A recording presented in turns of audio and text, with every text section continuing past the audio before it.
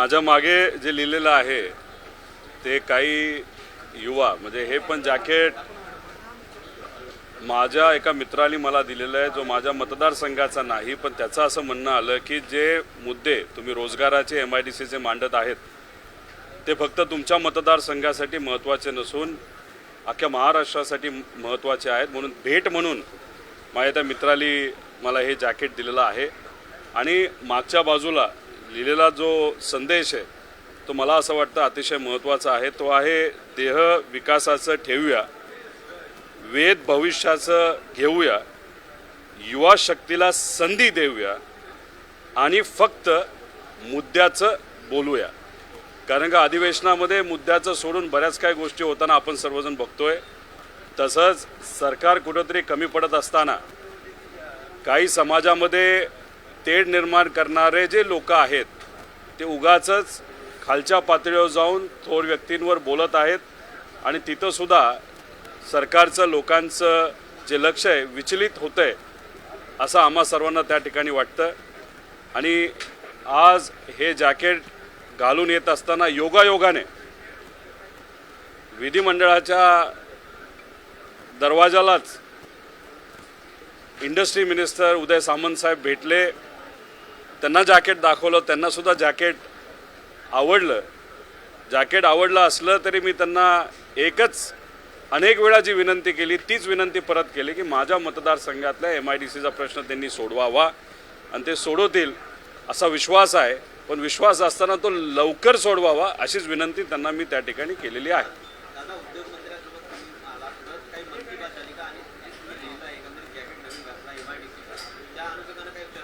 माझीच मनची बात झाली नाही।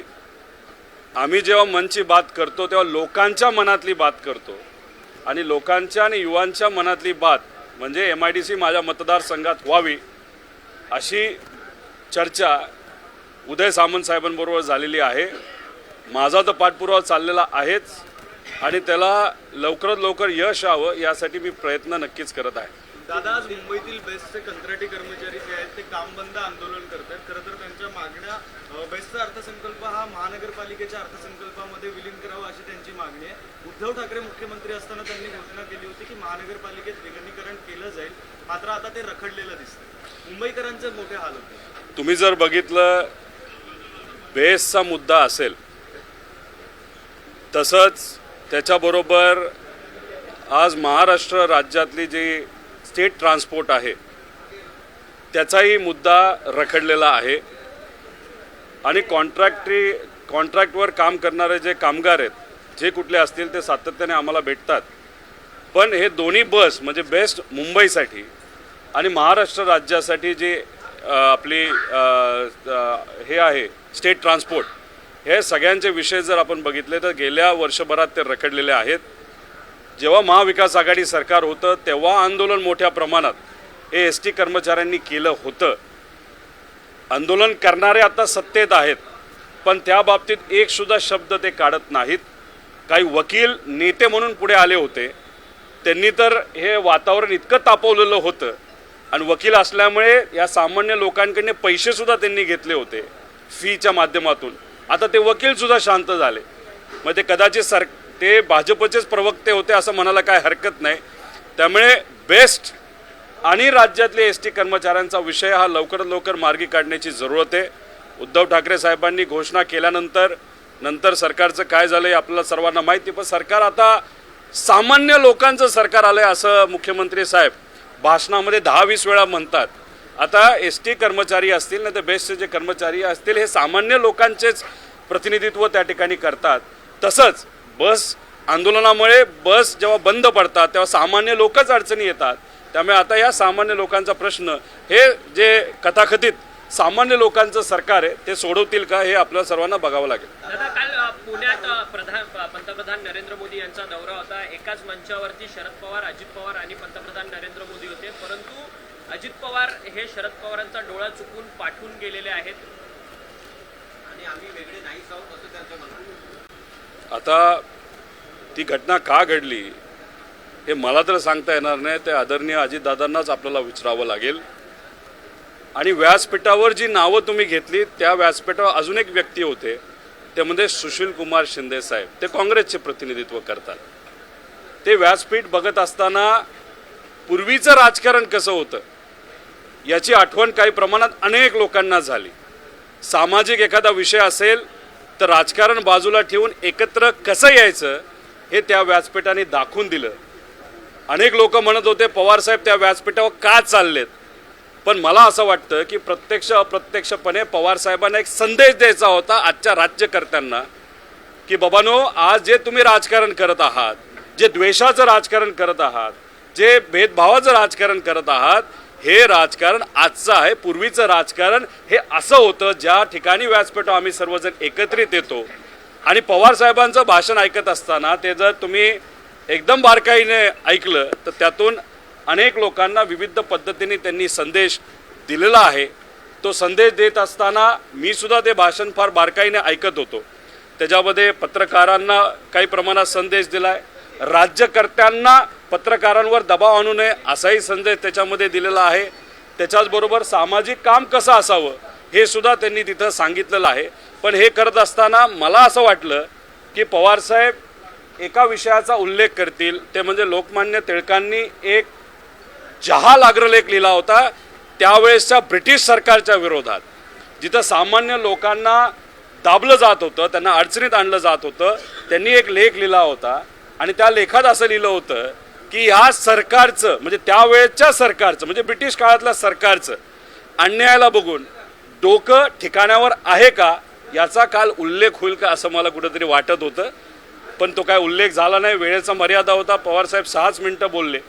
ते बोलत असताना आजची महाराष्ट्राची राजकीय परिस्थिती जी आहे ज्याच्यामध्ये सामान्य लोकांना मोठ्या प्रमाणात अडचणी ह्या सोसाव्या लागतात, भेदभावाचं राजकारण हे केलं जातं, पण कदाचित त्या व्यासपीठाचा मान ठेवावा म्हणून हा जो अग्रलेखाचा विषय त्यांनी घेतला नाही असं माझ्यासारख्याला वाटतं. दादा, घरचे नातेवाईक म्हणून तुम्हाला ही घटना कशी वाटते? घरचे नातेवाईक म्हणून दादा, राज्यामध्ये 2 महत्त्वाचे दादा कुटुंबातले सदस्य 1 जुलैला होतं पाटील ऑगस्टला आणि त्याच्यानंतर शासकीय कार्यक्रम पाटील 2 मिनिटं.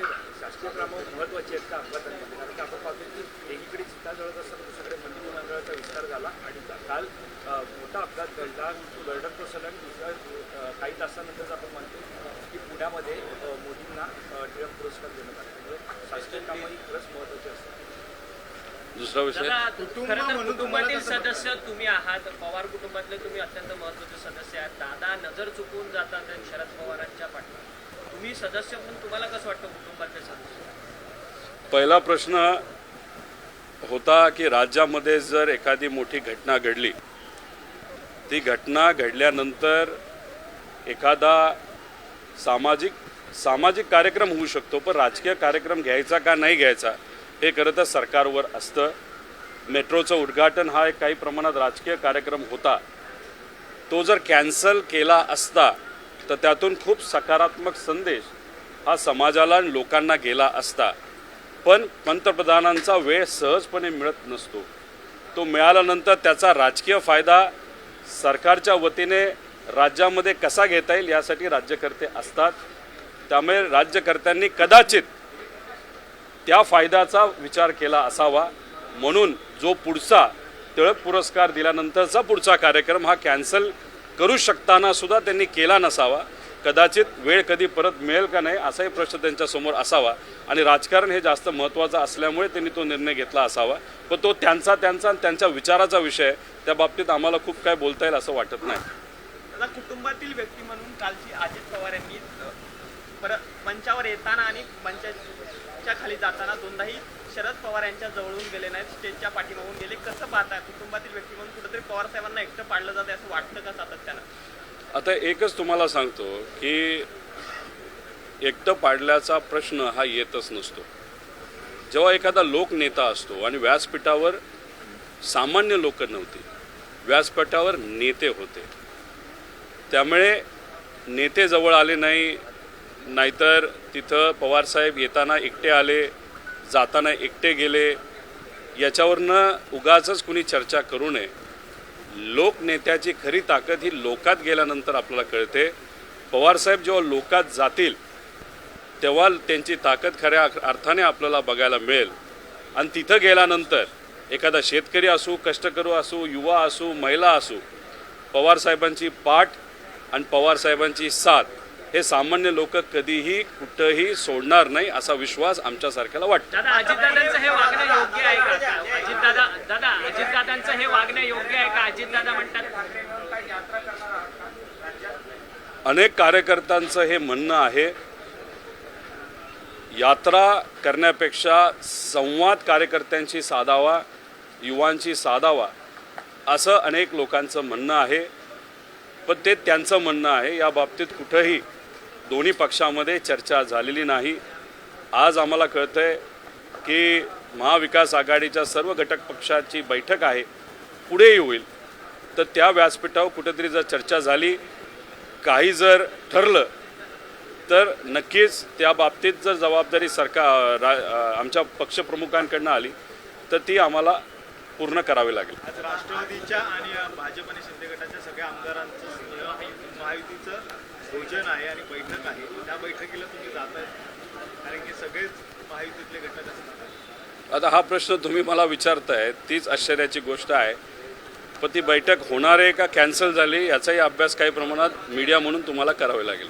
अजीत पवार स्टेज के पीछे से चले गए, नजरें चुरा के पवार साहब से क्या कहना चाहेंगे किस तरह की, और आपने कहा कि पहले की राजनीति किस तरह की होती थी, वो भी स्टेज पे दिखा कि जिस तरह से सुशील कुमार शिंदे से क्या कहना चाहेंगे? बहुत सारे लोगों का और जो राष्ट्रीय विश्लेषक नेताओं का कहना था कि पवार साहब कल के व्यासपीठ पे नहीं जाना चाहिए, लेकिन उस व्यासपीठ पे जाने के बाद पवार साहब ने जो संदेश दिया वो आज के जो राजकीय नेता है उनको उन्होंने संदेश दिया कि राजनीति अगर करनी है तो इस तरीके से करनी चाहिए कि जो सोशल वर्क होता है, एखादा सोशल जब विषय होता है उसमें राजनीति नहीं आनी चाहिए, ऐसा संदेश पवार साहब ने कल दिया जो पहले होता था. लेकिन आज कोई भी अगर विषय होगा उसमें राजनीति लाई जाती है, वो गलत चीज़ है. इसलिए पवार साहब ने जो सामाजिक कार्यक्रम कल था उस कार्यक्रम में जाते हुए वो एक संदेश सबको दिया और उनका जो भाषण था वो बहुत इम्पोर्टेंट था. उसमें उन्होंने जो मुद्दे लिए उस मुद्दों के माध्यम से उन्होंने सरकार को भी एक संदेश दिया और आज के जो राजनीति के नेता है उनको भी एक संदेश दिया. वो संदेश बहुत ज़्यादा महत्वपूर्ण था.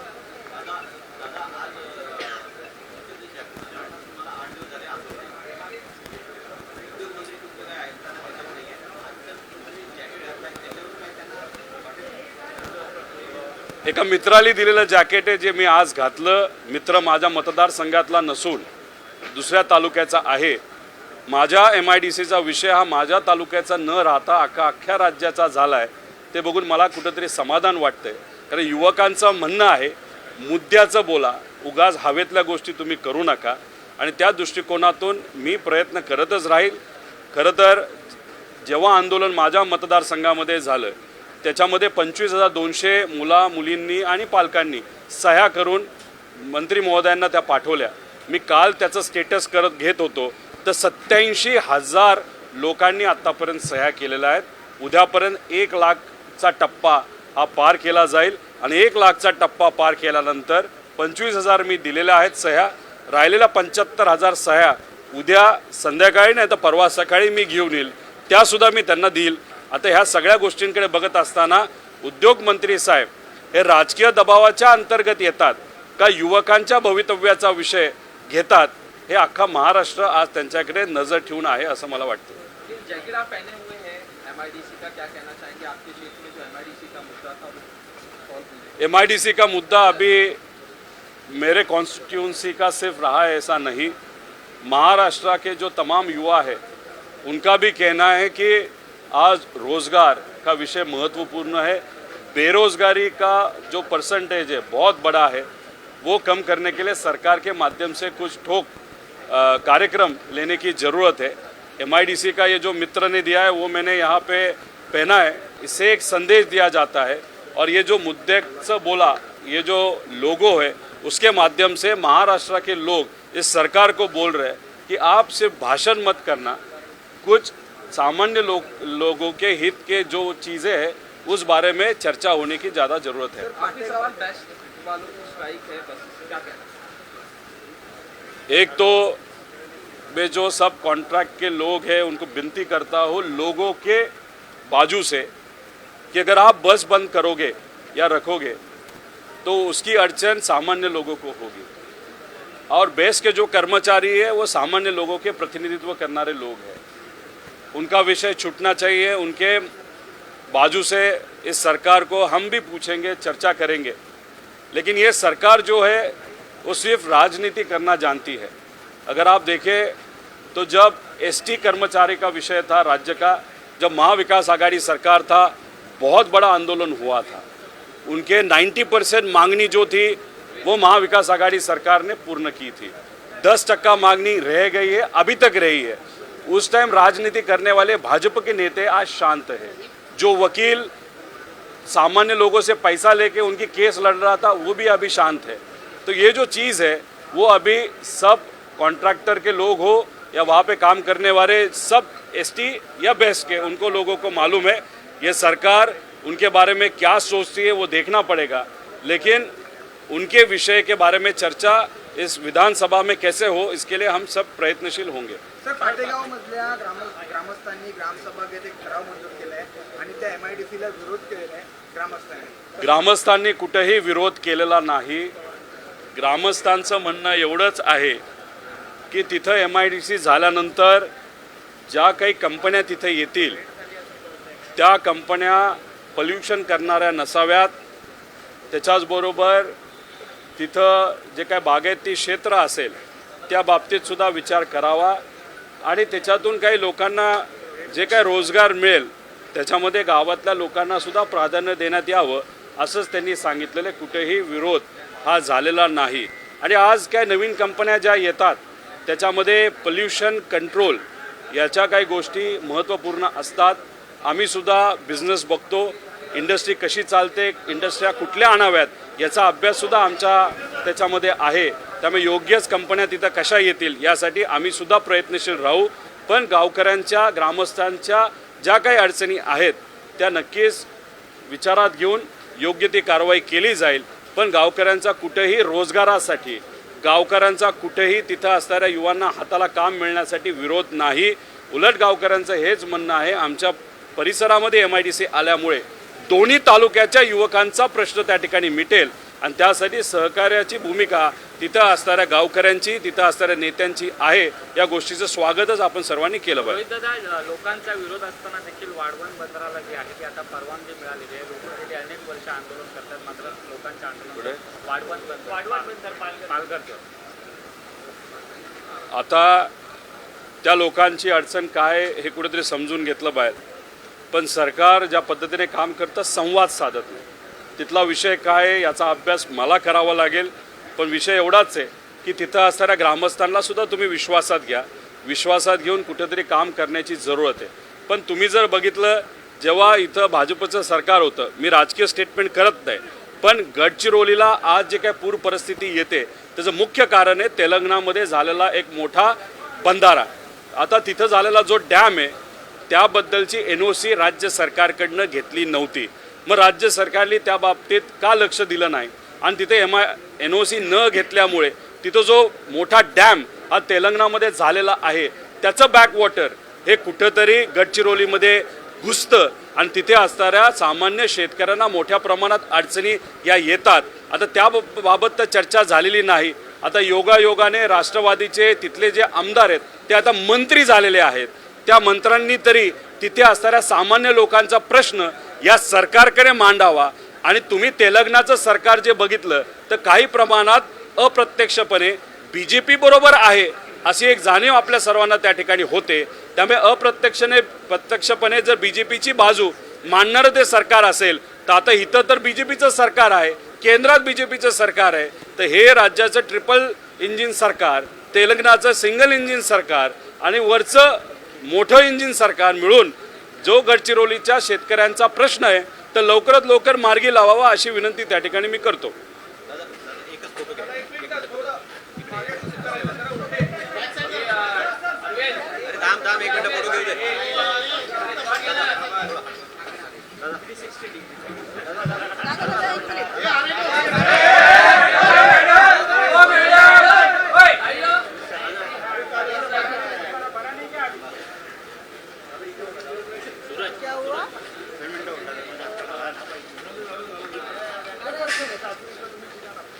तो फिरतो.